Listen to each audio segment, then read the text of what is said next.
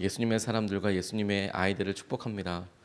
주님께서 오늘 우리가 드리는 이 기도와 이번 한 주를 2020년도 사랑하는 우리 가족과 우리 예수님의 아이들을, 자녀들을, 그리고 우리 예수님의 사람들을 지키시는 놀라운 표징으로, 기간으로 삼게 되실 줄로 믿습니다. 우리가 잠깐 따라해 보고 싶습니다. 같이 따라하겠습니다. 기도가 자녀의 미래와 만나는 자리이다. 기도가 자녀의 행복을 책임지는 능력이다. 기도가 자녀에게 축복을 물려주는 방법이다. 우리가 주님께서 하시는 여러 도전들이 있습니다. 그런데 우리의 연약함도 있습니다.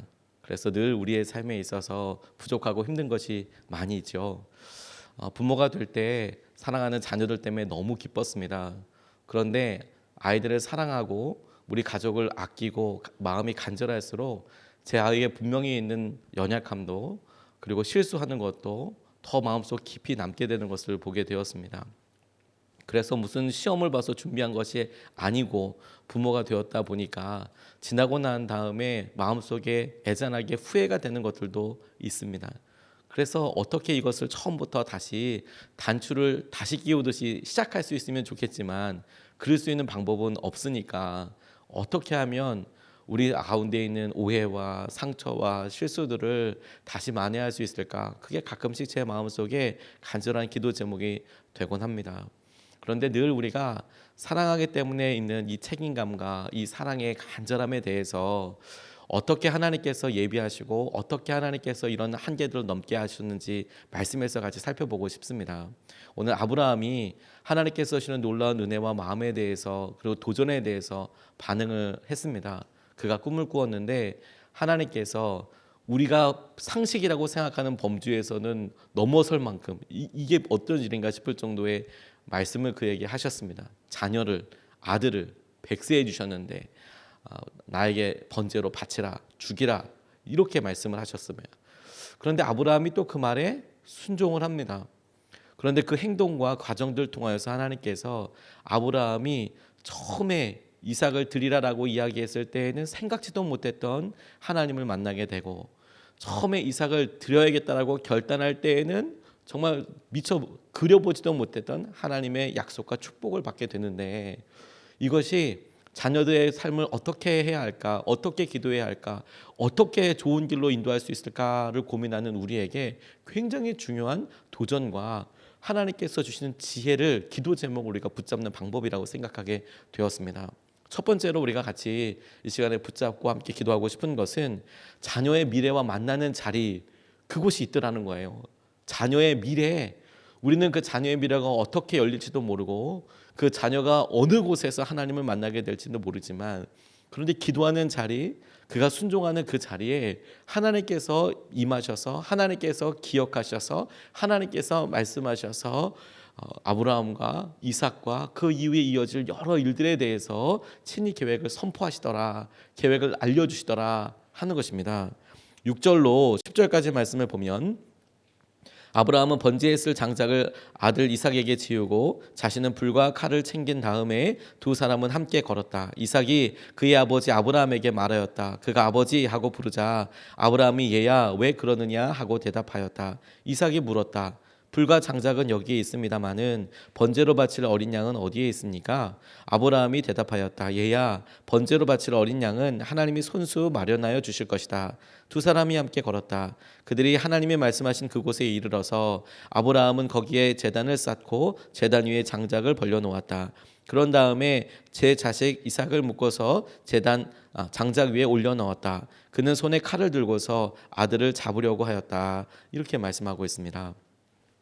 하나님께서 아브라함에게 새롭게 만나주신 자리는 모리아산 꼭대기였습니다. 평소에도 하나님께서 아브라함에게 하실 말씀이 있으면 그에게 말을 걸어오셨고 그에게 하나님의 뜻을 명확하게 알려주셨습니다. 때로는 방문객 손님의 모습으로 이삭을 낳게 될 것이다 라는 말씀도 해주셨고 그에게 필요한 여러 일들에 대해서 중요한 일이라고 생각하는 것에 대해서 직접 알려주시기도 하셨습니다. 그런데 꿈속에서도 말씀하셔서 이삭을 드려야 할 것이다 라고 말씀하신 다음에 하나님께서 그 다음 아브라함에게 당신의 뜻과 계획을 말씀하신 자리를 보니까 모리아산 꼭대기, 그가 번제단을 쌓고 자녀를 죽이려고 하는, 자녀를 하나님께 드리려고 하는 그 바로 전, 몇 초 전, 아니 1초 전이라고 할 만큼 바로 잡으려고 한 그 순간에 하나님께서 아브라함에게 말씀하시더라라는 것입니다. 의미를 충분히 알지 못하는 순종이 있어서요, 충분히 이해할 수 없는 과정이 있었습니다. 아브라함의 수준과 아브라함의 생각으로는 이해할 수 없었을 겁니다. 신뢰할 수는 있었지만, 하나님의 명령이라고 그가 여겼기에 그렇게 따라갈 수는 있었지만, 그의 머리로, 지혜로 이걸 어떻게 이해할 수 있었을까? 이해할 수 있는 방법이 전혀 없었을 거예요. 그의 마음속에 이 길이 쉽지도 않았을 겁니다. 3일의 길을 모리아산으로 가고, 그리고 종들을 내려두고 자녀와 함께 올라가고, 그리고 자녀와 함께 그곳에 제단을 쌓고, 이삭에게 마침내 내가 너를 번제로 드리려고 한다라고 말하기 전까지 그의 마음은 타는 듯 힘들었을 거예요. 그런데도 그의 삶이 그냥 하나님을 신뢰하고 그의 삶이 불붙는 것 같은 그 길을 쭉 나아가고 났더니, 그 순종의 끝에 하나님께서 그를 만나주시고, 그리고 아브라함의 아들인 이삭의 새로운 생명과 만나주더라는 것이죠. 적어도 아브라함에게 있어서 그 시간은 이삭이 완전히 죽은 시간이에요. 하나님께서 수양을 예비해 주셔서 대신 하나님 앞에 번제로 드리게 하셨지만, 적어도 아브라함에게 있어서는 내 아들 이삭은 그곳에서 죽었다, 내 아들 이삭은 그날 거기서 죽은 것이다, 그렇게 인정할 수밖에 없는 날이었고, 이삭에게 있어서도 그 기간과 그 시간을 통해서 아브라함이 하나님을 얼마나 사랑해야 하는지 뿐만 아니라 우리가 하나님을 얼마나 사랑해야만 하는지를 보여주고 각인시켜주는 자리가 되었더라라는 것이죠. 자신의 힘과 능력으로는 아무것도 해줄 수 없는 자리였습니다. 그리고 그것이 그곳에 부모가 하나님과 만나는 자리가 되었고, 그리고 거기서 하나님께서 자녀들을 맡아주시고 아브라함이 이삭을 맡기는 자리가 되었고, 뿐만 아니라 사랑하는 아이들을 위한 미래가 열리는 시간이었어요. 바로 그것이 모리아산 꼭대기, 순종의 끝, 열매의 끝, 그곳이 아브라함이 하나님을 만나는 자리였고, 그리고 우리들의 자녀들의 미래가 새롭게 열리는, 새로운 생명이 열리는 자리였다는 거예요. 우리가 기도하겠다라고 결정하고 하나님 앞에 간절히 구하는 이유가 거기에 있습니다. 하나님, 우리가 계속 사랑하기 때문에 있는 두려움을 엄습할 때마다 어떻게 넘을 수 있는 방법이 없는 겁니다. 이게 좋다는데, 이걸 해야 된다는데, 그런데 우리가 해줄 수도 없고 자녀들이 거기에 동의하는 것도 아니고, 그리고 들어보니까 세상의 여러 사람들이 그렇게 된다고 해서 또 실제로 좋은지 아닌지 여전히 우리 마음속에 두려움에 조그마한 구퉁이가 남아있더라는 거예요. 항상 그렇게 남아있더라는 거예요. 그래서 문제의 요점이 그게 아니라는 것을 알았어요. 우리에게 자녀의 미래를 만나도록 하나님께서 하시는 장소를 이미 허락해 주셨어요. 그곳이 기도하는 자리예요. 기도로 순종해 나가는 자리에서 우리가 하나님을 만나고 우리 자녀들의 미래를 만나는 겁니다. 우리가 기도하는 수준만큼, 범위만큼, 믿음만큼 주님께서 우리에게 책임져 주시는 것을 우리가 믿을 수 있게 될 거예요. 신뢰할 수 있게 될 거예요. 맡길 수 있게 될 거예요. 그것이 능력입니다. 저희 부모님께서 목회를 하실 때 산기도를 많이 다니셨어요. 산기도를 다니실 때 당시에는 통금이 있었습니다. 그래서 저녁이 되고 나면 아침까지 움직일 수가 없었어요. 그런데 북한산, 삼각산이라고도 이야기하는 곳에 봉우리마다 기도하는 사람들이 그렇게 많았습니다. 나라와 민족을 위해서 기도하는 사람들이 참 많았습니다. 제가 그렇게 확신 있게 얘기할 수 있는 이유는 뭐냐면, 저도 그곳에 끌려갔기 때문입니다. 어렸을 때 부모님께서 김장 비닐 하나 들고 밑에 깔 수 있는 돗자리 하나 들고 큰 후레쉬 하나 들고 북한산의 삼각산에 올라가셨어요. 그러면 10시, 11시 돼서 산 꼭대기에 이렇게 올라가면 이미 기도하시는 분들도 계시고요. 등산로가 어디 있습니까? 그냥 올라가서 적당히 넓은 곳이 나오면 기도하기 시작했는데, 그 기도하는 곳에서 그냥 돗자리 깔아놓고 다들 이렇게 뭐 방언으로도 기도하시고 간절히 기도하셨어요. 그런 5살짜리 남자애가 가서 기도할 게 뭐가 그렇게 많겠습니까? 나라와 민족을 위해서 기도할 내용도 별로 없었습니다. 그런데 엄마가 가니까 그곳에 같이 따라서 기도하는데 너무 무서웠어요. 정말 호랑이 나올까 봐 정말 무서웠습니다. 무서우니까 후레쉬 들고 이렇게 들고 있으면 아이가 이거 움직이잖아요. 그럼 한밤중에 후레쉬로 이렇게 막 하면 또 되게 산란스럽다고 그것도 못하게 하셨어요. 옆에 꼼짝도 말고 앉아 있어라. 너무 힘들고 잠도 오지 않고 춥고, 그런데 부모님들은 계속 기도하시고 그 모습이 제게 너무 생생해요. 그러다가 칭얼거리다가 잠들었겠죠. 어느 순간에 칭얼거리다가 잠들었겠죠. 그렇게 몇 번을 하시다가 부모님이 마침내 물어보셨어요. 너 따라 올라갈래? 아니면 집에 남을래? 그래서 당연히 집에 남는다고 했죠. 누나랑 같이 집에 남겠다. 그랬더니 부모님이 그렇게 남겨두고 어린 자식 둘 냅두고 그리고 기도 가셨습니다. 근데 문제는 그 다음이었어요. 통금 끝나고 새벽에 내려오시면 6시나 7시 되면 와서 이렇게 문을 두드리는데 자녀 둘, 저랑 저희 누나가 일어나지를 못하는 거예요. 당시에 초인종이 있긴 있었습니다만 월세로 셋집을 살고 있는 저희 집에는 초인종이 없었고 주인집에 있었어요. 주인집에. 하도 두들겨도 안 일어나니까 온 가족, 온 동네 사람들이 다 일어나고 난 다음에 마지막에 우리가 일어나니까 부모님들이 나중에는 저희 다리를 묶으셨어요. 못 일어나니까.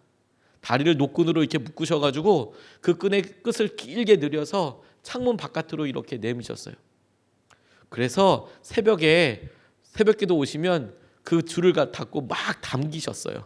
그러면 저랑 누나가 동시에 창문 쪽으로 끌려갔습니다. 그러면 일어났어요. 그때 일어났어요. 그리고 그거 풀고 문을 열어드리곤 했었습니다.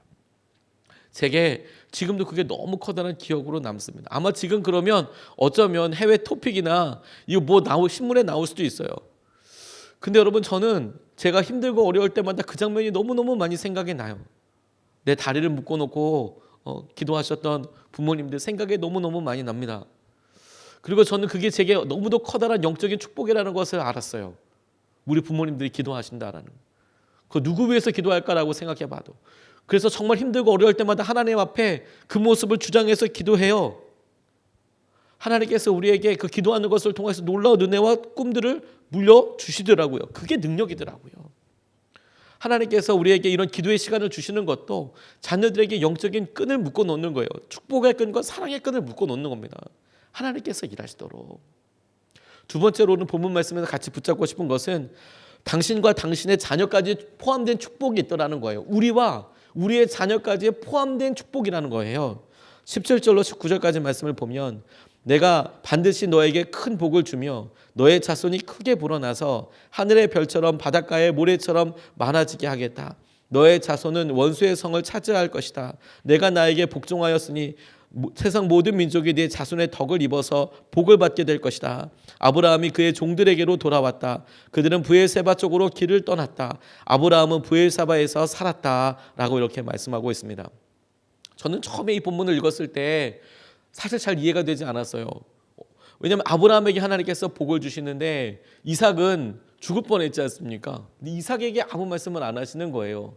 저희 부모님이 저에게 너 믿음의 이삭이다라는 말씀 많이 해주셨거든요. 이유가 저희 부모님이 믿음 1세대였습니다. 처음 믿음 생활하면서 아버지는 너무 힘들었다. 어머니는 너무 힘들었다. 그런데 너희들이 믿음 이제 생활하니까 너희들은 그냥 이곳에 있기만 해도 큰 은혜를 받게 될 거야. 복을 누리게 될 거야. 이렇게 말씀하셨거든요. 그런데 그렇게 살아가는 자녀로서의 저는 하나도 축복이라고 생각되지 않았어요. 가난하고 힘들고 어렵고 이런 삶이 계속됐거든요. 무슨 축복이란 말이냐. 부모님은 어떤 영적인 복이 있는지 모르겠지만 나는 잘 그런 거 못 느끼겠다라는 생각이 제게 불만처럼 계속 있었습니다. 그런데 아브라함이 하나님께로부터 받은 약속을 보면, 하나님께서 아브라함에게 하신 약속을 보면 굉장히 놀라운 사실 한 가지가 있다는 것에 주목하게 됐어요. 그게 뭐냐면 이런 일들을 통해서 하나님께서 아브라함만 축복하신 것이 아니고 아브라함에게 그의 아들을 포함한 자손들에게도 축복하시겠다고 말씀하시는 거예요. 내가 반드시 너에게 큰 복을 주며 너의 자손이 크게 불어나서 하늘의 별처럼 바닷가의 모래처럼 많아지게 하겠다라고 포함되어 있는 이 축복이 그뿐만 아니라 그의 아들 이삭, 그의 자녀들까지 포함되어 있다는 것을 알게 됐어요. 그리고 하나님께서 이 말씀을 확실히 책임지셔서 이삭에게 찾아가셔서 내가 너의 아비 아브라함에게 했던 약속을 기억하여 너에게 복 주겠다라고 말씀하고 계세요. 하나님은 순종한 아브라함을 그렇게 뜨겁게 만나주셨을 뿐만 아니라 아브라함에게 했던 그 약속을 기억하셔서 이삭이 아직까지는 하나님을 만날 수 있는 여건이 안 됐는지 어땠는지는 잘 모르겠으나 그의 믿음을 드러내야 될 순간에 찾아가셔서 아브라함에게 하셨던 약속을 기억하여 너에게 복 주겠다라고, 그걸 기억하셔서 하나님께서 여전히 너에게 함께 하신다는 것을 보여주고 있는 것이죠. 이게 얼마나 놀라운 축복입니까? 우리에게 영적인 후사와 우리의 예수님의 자녀들과 하나님께서 우리에게 기도로 깨어서 붙잡게 하여 주시는 분명한 방향이라고 붙잡게 되었습니다. 자녀들에게 주님의 은혜와 축복을 물려주는 방법이 기도하는 거예요. 순종하는 거예요. 주님 앞에 나아가게 되는 겁니다. 성경에 부모로부터 받는 이 축복에 대해서 자기의 목숨을 걸 만큼 간절했던 사람 한 명이 나와요. 야곱입니다. 야곱. 장자의 축복 받고 싶어서 형한테 몹쓸 짓도 했어요. 부모에게 거짓말도 했었습니다. 그 행동 자체를 보면 결코 선하다고 이야기할 수는 없죠. 그런데 간절함으로 보면 이렇습니다. 그가 그래서 그의 아버지 이삭에게 어떤 축복받았나, 축복받을 때 어떻게 했나를 보니까 이삭이 기도해 준 거 하나밖에 없었습니다. 기도해 준 거 하나밖에 없었는데 그 기도 한 번 받겠다고 형 속이고 부모님 속이고 그렇게까지 간절함이 그에게 있었어요. 그런데 하나님께서 그것을 외면하지 않으셨어요. 그런 간절함에 대해서 내가 부모로부터 기도 한 번 받는 거지만 그 축복의 기도 받기 위해서 그는 물불을 가리지 않았습니다. 그 행동 자체가 선하다고 이야기할 수 없지만 그 간절함에 대해서 하나님이 반응하셨다는 것에 대해서는 우리가 눈을 주목하고 봐야 한다는 거예요. 그 간절함을 외면하지 않으셨다. 그리고 여러분, 더 놀라운 것은 그 야곱이 늙어서 다시 자녀들에게 축복 기도할 때예요. 그때 그가 이렇게 기도합니다. 창세기 48장 5절 6절 말씀을 보면 내가 너를 보려고 여기 이집트로 오기 전에 내가 이집트 땅에서 낳은 두 아이는 내가 낳은 아들로 삼고 싶다. 루벤과 시므온이 나의 아들이듯이 에브라임과 므낫세도 나의 아들이다. 이 두 아들 다음에 낳은 자식들은 너의 아들이다. 이 두 아들은 형들과 함께 유산을 상속받게 될 것이다. 이렇게 이야기하고 있어요. 아브라함이 마지막으로 유언 남기는 거예요. 요셉을 축복하는 자리예요. 그런데 그가 뭐라고 이야기하냐면 너 아들 둘 있잖아. 므낫세와 에브라임 있지. 그 아이들은 내 아들로 삼고 싶다. 내가 그들에게 내 유산을 남겨주고 싶다. 요셉에게뿐만 아니라 그의 자녀들에게 축복하는 장면이 나와요. 근데 이 장면을 가만히 보면 아브라함이 진짜 믿고 있었던 믿음이 나옵니다. 그게 뭐냐면 요셉은 당시에 애굽의 가장 높은 사람 넘버 2였어요. 바로 미치였습니다. 그가 재산이 더 많았을까요? 야곱이 재산이 더 많았을까요? 요셉을 통하여서 물려받을 수 있겠다고 생각하는 것이 더 많을까요? 아니면 야곱, 이스라엘 통해서 물려받을 수 있을 것이 더 많겠다고 여러분 생각이 됩니까? 이건 비교할 수 없는 겁니다. 애굽의 이집트의 넘버 2라니까요. 요셉이 갖고 있었던 명성과 그가 갖고 있었던 재물, 얼마라고 나와 있지는 않지만 그가 동원할 수 있는 것들은 아마 어마어마했을 거예요. 근데 야곱이 뭐라고 이야기한지 아십니까? 너의 아들 자녀 둘, 걔네들한테는 내 유산 물려줘야겠다. 네가 물려줄 유산이 아니라 걔네들한테는 내가 하나님께로 받은 그 유산을 내가 물려줘야겠다. 그 자녀들 입장에서는 청청병력같이 여겼을 수도 있었을 거예요. 아니 냅두면 요셉 아버지로부터 받은 놀라운 유산을 받는데, 아니 할아버지가 마지막에 죽을 때 아버지한테 받는 유산이 아니라 자기 유산을 물려주게 된다고 하니까, 아니 그거 말고 나는 아버지가 이 세상에서 애굽에서 물려줄 수 있는 어마어마한 자리와 정치적인 영향력과 이런 거 받고 싶은데, 아유 우리 할아버지는 내게 보이지도 않는 영적인 유산을 물려주겠다고 하니 난감하죠. 근데 여러분, 야곱은 진짜 믿었던 것 같아요. 세상에 보이는 이런 것들보다, 내 아들이 갖고 있는 것보다 그가 누리는 영적인 것이, 하나님께서 주신 것이 얼마나 놀라웠는지 그는 정말로 믿었던 것 같아요. 아니 정말로 믿었어요. 그가 목숨을 걸고 그 기도 한번 받았는데, 그가 마지막까지 살면서 보니까 내 자녀들에게 진짜 중요한 게 무엇인지, 뭐가 정말 소중한 것인지, 무엇을 남겨줘야 하는지 야곱은 명확하게 알았습니다. 그래서 그렇게 축복해 줬어요. 근데 여러분, 이런 하나님께서 축복하신다는 것에 대한 명확한 이해와 우리의 바람이, 그게 자녀들에게 물려줄 수 있는 최고의 축복이에요. 대개 여러분, 부모된 우리가, 믿음의 선배된 우리가 세상과 하나님과의 경계선에서 아주 줄을 탑니다. 왔다 갔다 합니다. 명확하게 정해지지 않았어요. 그러니까 우리 자녀들이 그러니까 세상의 것을 가져가야 된다는 건가? 하나님을 붙잡아야 된다는 건가?